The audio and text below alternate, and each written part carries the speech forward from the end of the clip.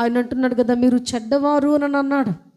ఎందుకు ఆ మాట అన్నాడనంటే, మీరు చెడ్డవారయ్యుండి మీ పిల్లలకు మంచి ఈవులు ఇవ్వాలని కోరుకుంటున్నారే, మరి పరలోకమందున్న మీ తండ్రి అన్న నేను మీరు పరిశుద్ధులుగా ఉండాలని, అలాగే మీరు ప్రార్థనా పరులుగా ఉండాలని, మీరు చింతలన్నీ నా మీద వేయాలని, మీరు నెమ్మది పొందాలని, మీ సమస్త భారములు తొలగించుకోవాలని నేను మీ కొరకు ఎదురు చూస్తూ ఉంటే నా దాకా వస్తున్నారు కానీ నన్ను అడగకుండానే వెళ్ళిపోతున్నారు అని ఇది ఆయన మనతో మాట్లాడుతున్నాడు.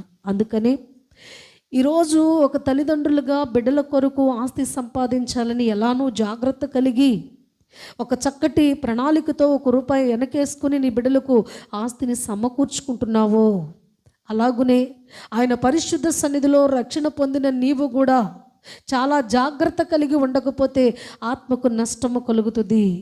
ఆత్మ తీరని భయంకరమైన విమర్శకు వెళ్ళిపోద్ది.